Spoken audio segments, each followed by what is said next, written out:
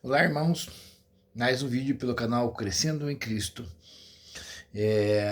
Hoje eu quero falar relativa à primeira playlist ainda, a playlist de estarmos crescendo em Cristo, de estarmos sendo transportados para o reino do Filho do seu amor, daquela fase de onde que Deus ele nos tira do Egito, nos tira do cativeiro do Egito e nos conduz pelo deserto para a terra prometida, né? De como está lá em Colossenses, que ele nos tirou do império das trevas e nos transportou para o reino do Filho do seu amor, como a gente vê aqui nesse mapa mental que eu fiz, né?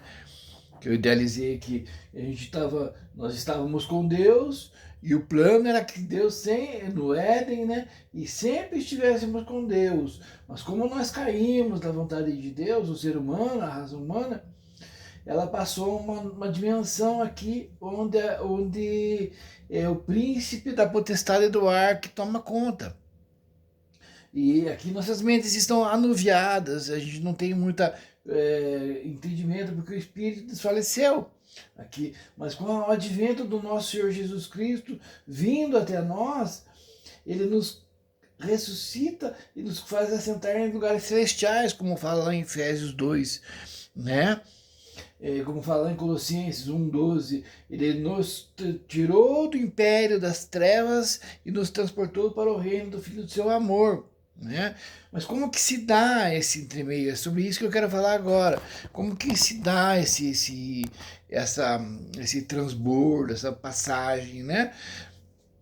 Cremos e sabemos que é por quê? Porque cremos no nosso Senhor Jesus Cristo. Nicodemos, certa vez ele chegou a ter com o Senhor Jesus, né? O versículo aqui é João, o Evangelho de João, capítulo 3, versículo 3. Nicodemos, eu vou usar algumas bíblias aqui. Ele chegou e... Deixa eu ver se eu peguei aqui a bíblia da minha esposa. Eu coloquei não coloquei na Bíblia, na minha esposa. Tá aqui em outra Bíblia, porque eu abri várias Bíblias aqui para facilitar o estudo. Tá nessa outra aqui. Então, João 3, versículo 3, fala assim, ó. Nicodemos vai perguntar para Jesus lá, né? A fala é assim, ó. Havia um fariseu chamado Nicodemos que era líder dos judeus. Uma noite ele foi visitar Jesus e disse: Rabi, nós sabemos que o Senhor é um mestre que Deus enviou, pois ninguém pode fazer esses milagres se Deus não estiver com ele. Jesus respondeu: Eu afirmo ao Senhor que isto é verdade. Ninguém pode ver o reino de Deus se não nascer de novo, né? E ele vai tendo diálogo ali com o senhor, com Nicodemos, e ele vai falar que importa nascer de novo.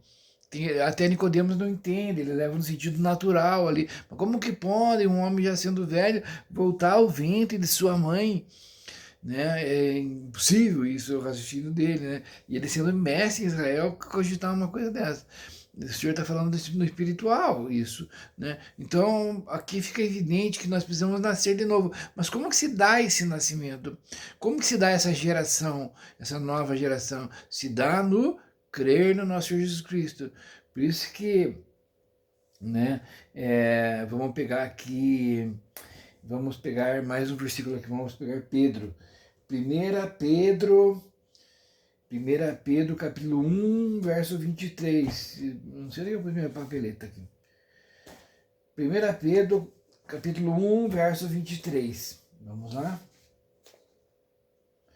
Deixa eu pegar aqui. Eu acho que devo ter aberto em outra Bíblia. Aqui, ó. 1 Pedro, capítulo 1, verso 23. Esse aqui está na Bíblia da minha esposa. Eu abri. Bíblia da minha esposa. Fala assim, ó. Sendo de novo gerados, não de semente corruptível, mas da incorruptível, pela palavra de Deus viva e que permanece para sempre. Porque toda a carne é como erva, e toda a glória do homem como a flor na erva. Secou-se a erva e caiu a sua flor. Mas a palavra do Senhor permanece para sempre. E esta é a palavra que entre vós foi evangelizada. Então aqui está o segredo. A palavra do Senhor, ela é evangelizada em nós, ela foi falada para nós a palavra do Senhor, por isso que tem que ter quem pregue, né? Romanos fala assim, mas como saberão, como crerão se não há quem pregue? Tem que ter os que vão pregar. Tem que ter os que estão aqui, já caminhando com o Senhor. Deixa eu virar aqui um pouquinho. Aqui, aí. Tem que ter os que já estão aqui, que ressuscitaram novamente com Cristo e estão caminhando com o Senhor, que preguem o Evangelho para nós que estamos aqui ainda, para que a gente possa crer no Senhor Jesus Cristo e, consequentemente, sermos transportados para o reino do Filho do seu amor também, não é? Então, a gente leu o João 3,3, a gente leu o 1 Pedro 1,23, só que o que acontece? Quando a gente chega aqui, dá licença novamente, pessoal, quando a gente chega aqui, que a gente nasceu de novo, a gente se faz criança e a gente vai aprender a andar no reino de Deus, como foi no vídeo passado, para que andemos dignamente na presença do Senhor. A primeira, na minha conversão, eu ouvi uma voz do Senhor falando no meu coração, assim, falando assim, ó, tira as sandálias dos teus pés, porque o lugar que você está é santo. Então o nível agora da nossa caminhada para com Deus aqui, visto que nós nascemos de novo, é diferente, irmão. É um nível da percepção muito mais acurada. Nós não podemos vir para cá com sofismas, com raciocínios do mundo, com vãs sutilezas, com princípios do reino do mundo para cá. Não dá. Não vai dar certo, porque os princípios são para estabelecer o indivíduo. Não adianta eu falar que sou de Cristo e não agir como Cristo agiria. Eu estou enganando a quem? A quem que eu estou enganando? Né? Quem? O Senhor Jesus chama de sepulcro caiado. Por dentro, por fora é bonito, é pintadinho de cal, bem branquinho, mas abre por dentro aquela podridão. Então importa nós tratarmos o nosso interior. E para nós tratarmos o nosso interior, mas por que o Senhor fala isso? Porque nós somos horríveis. Porque o nosso tato com o mundo, a nossa vivência com o mundo aqui, nós adquirimos muita coisa foi marcada em nós, foi caracterizada em nós. E isso vem conosco para cá. Por isso que em Romanos 12, 1 e 2, Paulo vai falar assim. Deixa eu ler aqui rapidinho, deixa eu abrir aqui. O Espírito Santo vai trazendo a mente, né? Aí a gente vai falando. 1 Coríntios 12, 1 e 2, vai falar assim, ó. Rogo-vos, pois, irmãos, pela compaixão de Deus, que apresentei os vossos corpos em sacrifício vivo, santo e agradável a Deus, que é o vosso culto racional, e não vos conformeis com este mundo, mas transformai-vos pela renovação do vosso entendimento. Para quê? Para que experimentei a boa, perfeita e agradável vontade de Deus. Então ele está instando nós, ele está cutucando nós, ele está nos advertindo, admoestando o que? Para que nós ofereçamos os nossos corpos como sacrifício vivo, porque muitas vezes o corpo não vai querer ir, não vai querer estar com o Senhor, não vai estar querendo fazer o estudo, vendo, se dispondo, não só a escutar, mas vivenciar o que nós estamos falando. Muitas vezes o corpo não vai querer, então por isso que nós conduzimos ele como sacrifício vivo. Mas não só o corpo, note que ele fala lá, renoveis a vossa mente. Então a mente já faz parte do campo da alma, da interna. Renoveis os pensamentos que a gente trouxemos lá do mundo, a gente vai trocar por novos pensamentos agora, que são os pensamentos de Deus, os princípios de Deus, né? Então é mais ou menos nesse sentido. Mas como que se dá esse trabalhar? Isso é importante a gente entender. Porque senão a gente vem para cá achando que é uma mágica, que agora, glória a Deus, tá tudo bem. Tal. E quando a gente se depara aqui, a gente pega muitas coisas no caminho. O deserto, ele traz a sede, ele traz a escassez, ele traz algumas dificuldades, né? Dificuldades essas que a gente pode pensar, eu estou abandonado, não aconteceu nada, Moisés não vai me levar até lá, né? Não tenho guia, o Senhor Jesus não está na área, não vai me ajudar, e a gente se desespera e sucumbe por falta de fé. Lá em Hebreus, ele vai falar assim, no comecinho de Hebreus, fala assim, que eles não puderam entrar na terra prometida por causa de um duro coração de incredulidade, né? Então o Senhor, ele vai trabalhar no nosso interior com isso. E como que ele vai trabalhar? Eu tenho um versículo aqui que é bem peculiar, que fala sobre essas coisas que se dá nessa nossa caminhada aqui com Deus, aqui agora, nessa nova caminhada com Deus. Está em 2 Coríntios, capítulo 2, versículo 8. Vamos pegar aqui, ó. 1, versículo 8. 2 Coríntios, capítulo 1, versículo 8. Fala assim, ó. Porque não queremos, irmãos, que ignoreis a tribulação que nos sobreveio na Ásia, pois que fomos sobremaneira agravados mais do que podíamos suportar, de modo tal que até da vida nos desesperamos. Então Paulo ele teve um encontro com o Senhor Jesus e veio tribulação para ele, veio dificuldades, dificuldades tais quais, tão grandes dificuldades, que ele chegou a se desesperar até da vida, de modo tal que até da vida nos desesperamos. Está aqui no versículo 8 do capítulo 1 de 2 Coríntios. Antes ele vai falar ali, ó, no 5, porque com as aflições de Cristo abunda em nós, assim também a nossa consolação abunda por meio de Cristo. No 6, mas se somos atribulados é para vossa consolação e salvação. Né? E ele vai falando a todo tempo ali sobre a aflição.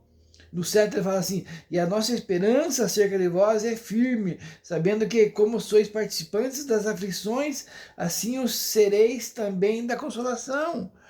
Então se você está participando de aflições, de dificuldades nessa caminhada agora, não está fácil, há dificuldades, saiba que se você está participando das aflições, você vai participar das consolações, né?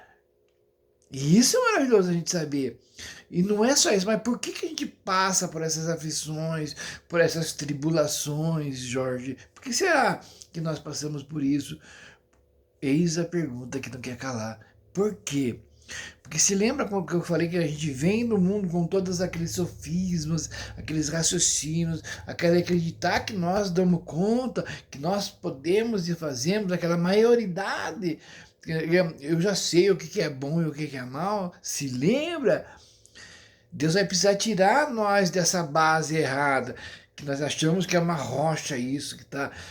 Nós somos humanos, nós falhamos.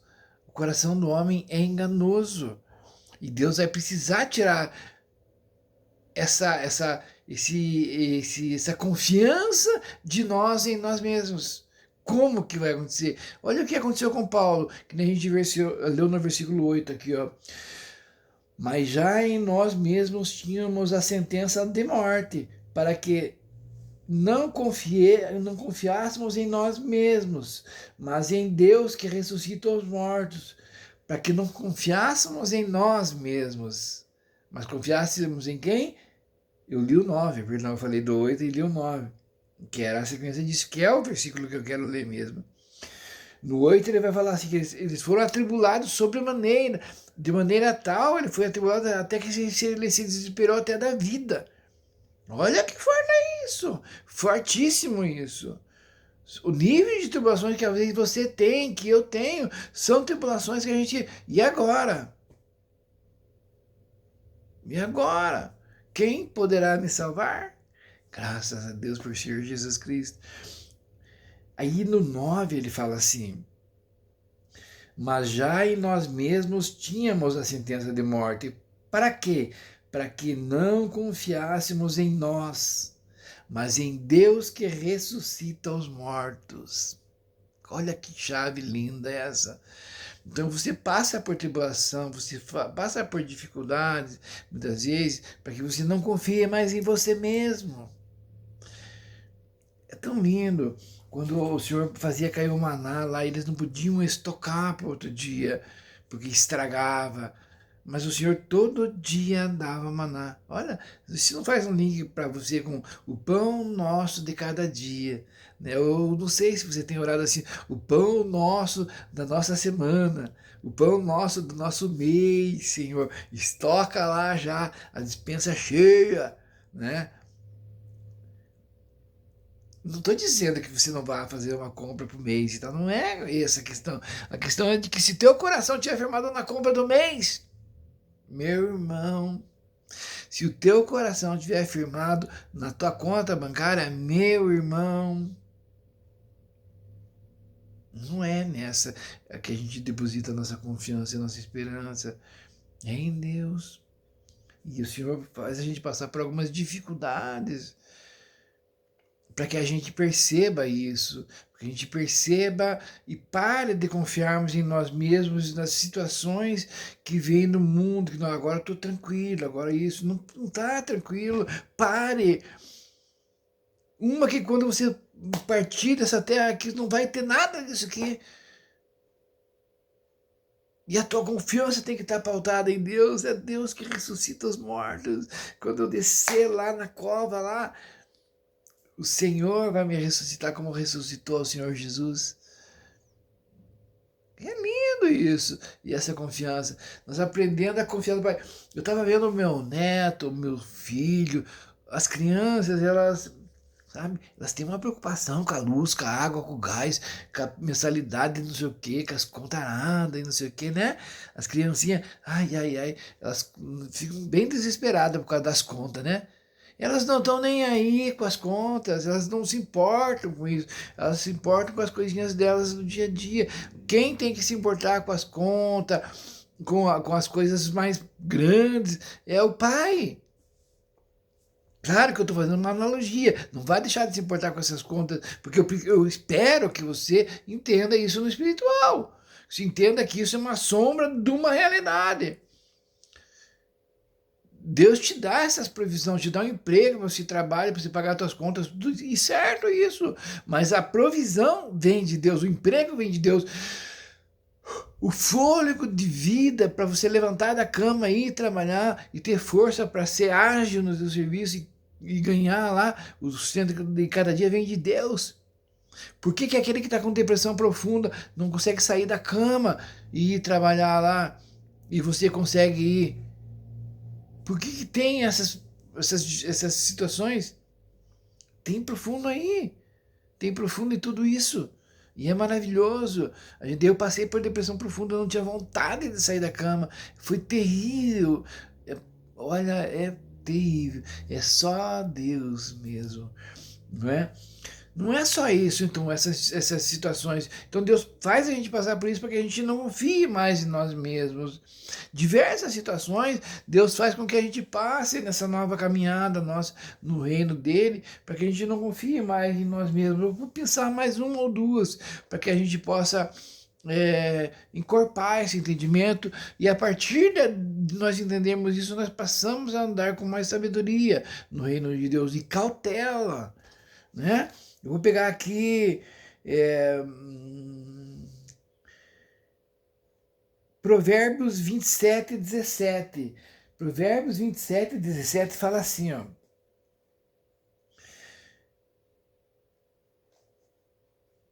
Tan, tan, tan, tan. 27, 17. Assim como o ferro afia o ferro, o homem afia o seu companheiro. Olha, então você está lá no reino de Deus, se batizou, nasceu de novo, né? Mas Deus vai te tratar, instrumento de Deus, ferramenta de Deus, para ficar apta, ficar boa. Aquela faca que Deus, eu quero cortar um pão, quero fazer alguma coisa, aquela faca vai estar boa, não vai estar uma faca cega, né? E o que a gente usa para afiar a faca? Uma lima, outra faca. Ferro com ferro, né? Aí você fica sem entender por que às vezes a tua esposa, o teu amigo, o teu companheiro, o teu, né, de igreja, da caminhada vai. E é necessário criar ponto, ó, você está errado, você é isso, você é aquilo, e dá aqueles atritos assim, ó. Não é para que eu nunca mais vou ver você, eu não quero mais nem saber dessa pessoa, eu não sei o que. Não é para isso, meu irmão. Amadureça. O homem é como o ferro, que com o ferro se afia. É para tornar você melhor. Eu preciso da verdade e sinceridade das pessoas, e principalmente da minha esposa, que convive comigo no íntimo, falando: olha, você está errado, olha, você está fazendo isso, olha, você não está fazendo isso. Você está fazendo isso, você não está fazendo isso. E na hora eu percebo o meu coração duro, eu quero, não, eu não, eu quem, o quê? E ainda quero me levantar ainda quero às vezes aquele egoísmo, aquele orgulho de querer saber tudo, falar tudo, né? E Deus vai moldando, trabalhando, levantando um, levantando outro, né? Na igreja, na comunidade, então Deus o livre, se alguém for falar que você fez isso, aquilo, não sei o quê, eu saí dessa comunidade, não quero mais saber. Esse é o nosso comportamento. Isaías, ele fala assim, ó, que nós somos cheios de feridas, desde a cabeça até a planta dos pés, aonde encostado, ó, aí vai encostar aqui, ai, ai, aqui não, ai, ai, aqui, ai, ai, aqui não. Tudo que for falar, mas não, aqui não, não, não, não. Sabe que é ferida, encostou, dói, aqui não.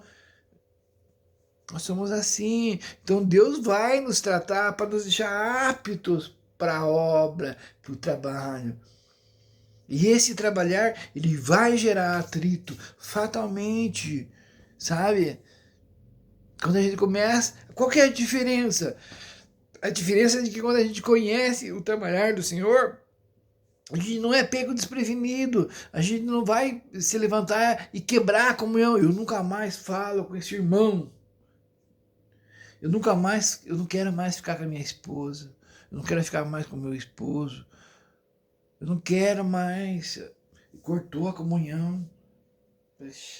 Imagina, cara. Cortou a comunhão porque não quer ser tratado. Irmão, vai se tratar, vai se converter. Vamos, porque eu também passo por isso.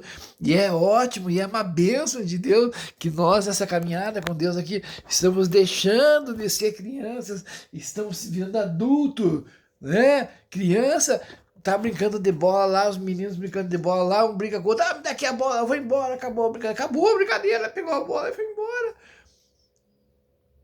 Nunca mais eu quero falar com você. Criança, atitude de criança. Meu irmão, nós. Vamos pegar mais um? Vamos pegar aqui. Provérbios 20 e 27. Eu falei o 27. Eu falei o 27 e 17. Agora vamos pegar o 20 e 27. Provérbios 20 e 27. A minha Bíblia, irmãos, não reparem, é veinha. Eu tenho a Bíblia nova. Dá para ver lá em cima. Eu tenho mais Bíblia, tenho uma biblioteca lá atrás que tenho mais Bíblia, mas a minha Bíblia velhinha aqui, meu irmão, tudo escrita, marcada em cada canto. É maravilhoso. Essa aqui é o xodó, amor. Olha como é que tá, irmão. Vocês não fazem ideia de como que tá escrito, tá tudo marcado. Minha companheira, Provérbios 20 e 27. 20 e 27, vamos lá. Provérbios. Aí, já passei e cheguei aqui no Eclesiastes. 20 e 27, diz assim. 20, 27. A alma do homem é a lâmpada do Senhor, a qual esquadrinha todo o mais íntimo do ventre. Eita, esse versículo eu amo. A alma do homem é a lâmpada do Senhor, que esquadrinha todo o mais íntimo do ventre. O Senhor, ele passa uma lâmpada assim dentro de nós, assim, para verificar o que ele quer verificar, passando uma lâmpada, uma luz. O que tá errado, meu irmão? Né? Ó, a parede ali parece que tá bonita, bem rebocadinha, tudo ali. Mas se chegar a luz ali, a lâmpada, né? Uma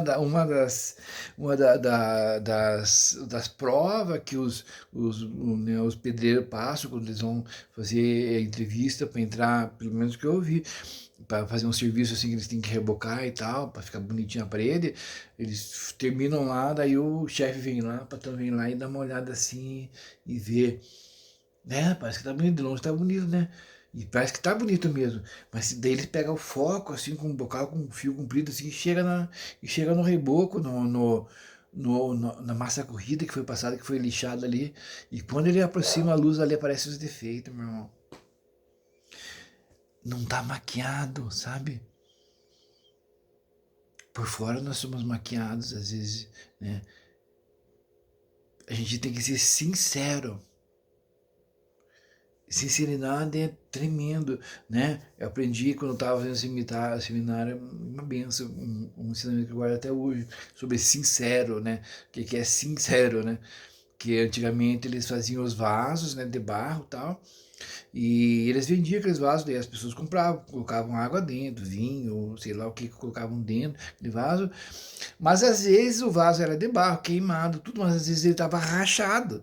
E daí quando eles compravam o vaso bonito, né, o vaso encerado, bem enceradinho, bem maquiadinho, bonito, levavam o vaso embora, iam colocar o produto lá dentro, e de repente vazava, estava trincado, né? Mas não dava para ver porque ele tava encerado, tinha cera, né? Então os mais espertos, eles foram aprendendo a manha do negócio, e quando eles iam comprar os vasos, eles pediam assim, então eu quero aquele vaso lá, mas eu quero um vaso sincero, sem cera, sem cera. Não sei se procede isso, mas eu gostei muito dessa história e peguei para mim e Emma, achei que é uma verdade mesmo. Sem cera, porque a gente tenta maquiar muito, sabe? Imagina eu colocar uma perucona aqui, né? Eu pintar, isso eu pinto a sobrancelha de vez em quando. Mas imagina eu maquiagem e tal, para parecer bonitão. Aí a gente vai chegar de noite, tem que tirar a peruca, tem que tirar tudo, né? Da pessoa, olha, meu Deus, né? Irmãos, Deus fez cada um bonito, lindo, do seu jeito que é. Pelo amor de Deus, cada coisa que Deus fez é linda e maravilhosa. Quando nós falamos que, eu tô feio, não sei o que, isso aqui, nós ofendemos o nosso Criador. Meu Deus, não pode ser assim. Temos que ser sinceros. E o espírito do homem, ou a alma do homem, algumas versões vai trazer o espírito do homem, é a lâmpada do Senhor, a qual examina todo o mais íntimo do ventre, ou a consciência do homem, né? A mente, a consciência está na mente, emoção, vontade está na alma. Então, o Senhor usa a tua consciência para examinar o que você tem feito, o que tem desagradado a Deus, que tem desagradado a tua esposa, o teu vizinho, o teu amigo, o teu procedimento que você está fazendo, a tua consciência vai martelando lá, olha, pô, você logrou um homem lá, você não devolveu o troco certo, você omitiu isso, você fez aquilo, e a consciência vai ficar martelando lá, te mostrando que você fez algo errado, e você tem que, nossa, já corrige isso, não deixa a consciência ficar te acusando lá, organiza rapidamente se ela te mostrou, porque senão de tanto que você endurecer e querer não querer ouvir a consciência, que ela vai cauterizar, consciência cauterizada, se faz o mal, faz o errado e tá tudo bem. Meu Deus, irmão, meu Deus, eu vou ler mais o versículo 27 para a gente fechar 30 minutos nesse estudo. Olha, então quando a gente entra aqui, né, nesse novo mundo com Cristo, a gente vem com essa pegada do mundo passado, né? A gente vai querer ser, trazer as manhas e artimanhas do mundo passado para agora, mas não é. Agora é a segunda palavra, é diferente. Então eu queria ler aqui 2 Coríntios 10, se eu não me engano. Vamos lá ver. É, aqui, ó.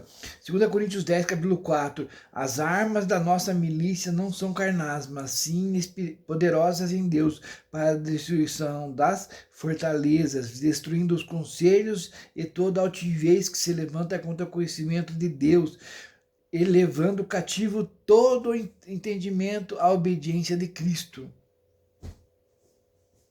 Olha que forte isso.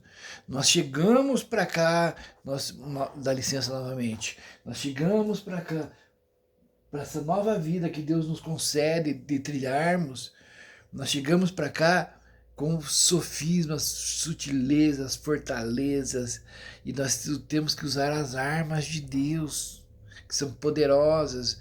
O pensamento vem na tua cabeça, já vou fazer isso, você já pega o pensamento e leva cativo a Cristo. Não, na palavra de Deus diz diferente. Você vai fazer uma fofoca, você, opa, não. Meus irmãos, haja assim para você ver como eu entrarei e cearei em sua casa. Aquele que tem os meus mandamentos e os guarda, esse é o que me ama. Viremos a ele e faremos nele morada, morada, morada. Amém? Fechar o vídeo aqui por hoje, né, irmãos? Se gostou do vídeo, curte lá para mim, compartilha o vídeo, me segue. Por que eu tô falando isso? Porque isso vai embalar o canal. E isso que você está recebendo, ele vai chegar para outras pessoas que precisam. Talvez para você isso não é muito, mas tem pessoas que precisam disso. E o vídeo vai chegar lá e vai fortalecer o meu canal, tá bom? Então Deus os abençoe, tá? Fiquem na paz, né? Vamos para frente e eu sei que nós vamos ser vencedores, porque nós estamos nos alimentando, ficando fortes. Tchau, tchau.